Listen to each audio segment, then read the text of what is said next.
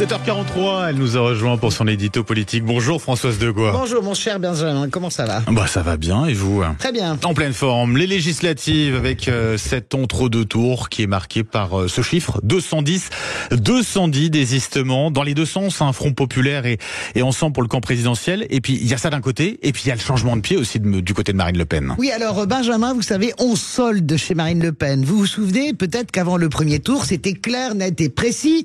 Sans majorité absolue, nous refuserons de gouverner. C'est ce que répétait Urbi et Orbi Marine Le Pen, Jordan Bardella et l'ensemble des lieutenants. C'était clair. Mais là, depuis dimanche, hop, on redescend d'un étage. Que ce soit Jordan Bardella lundi soir ou Marine Le Pen hier matin, finalement, on accepterait de gouverner à partir de 270 députés. Pourquoi ? D'abord parce que Marine Le Pen n'est plus du tout sûre de la majorité absolue. Peut-être est-elle même certaine d'ailleurs ce matin qu'elle ne l'obtiendra jamais. Donc ça, c'est la première certitude, en tout cas la première angoisse. On sent bien quand même que dans cette semaine d'entre-deux tours, le Rassemblement national a perdu un peu de sa flamboyance et a perdu aussi, il faut le dire, la main.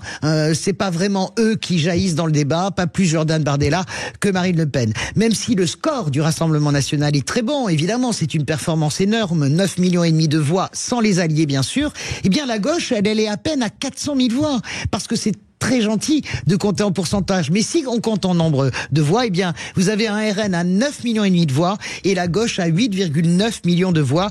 Et la majorité, elle est un peu moins morte que prévu. Donc, en réalité, malgré les sourires de façade dimanche soir, il y avait quand même pas de la grise mine parce que c'est une performance énorme pour le RN, mais il y avait quand même quelque chose d'un peu déceptif, si je puis m'exprimer ainsi. Ensuite, parce que le Rassemblement national ne s'attendait pas à ce que ça coulisse aussi bien.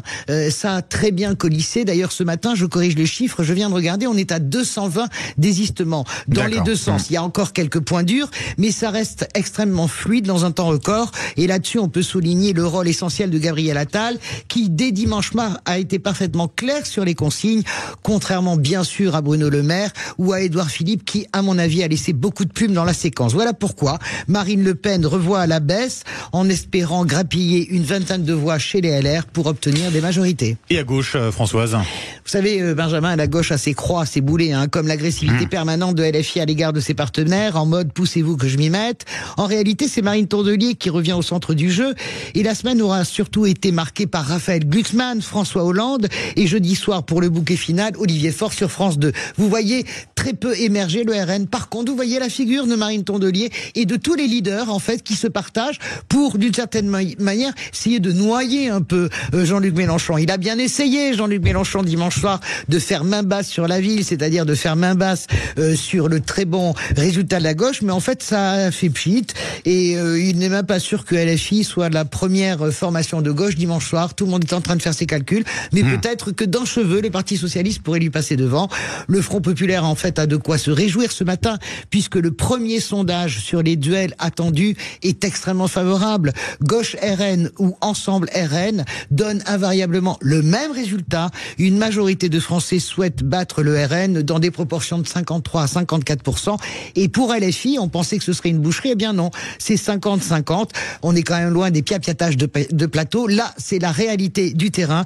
Voilà pourquoi, ce matin, mon cher ami, on solde chez Marine Le Pen. 270, j'attends le dernier chiffre de vendredi. Ce sera peut-être 250. On suivra. Merci beaucoup, Françoise Degois.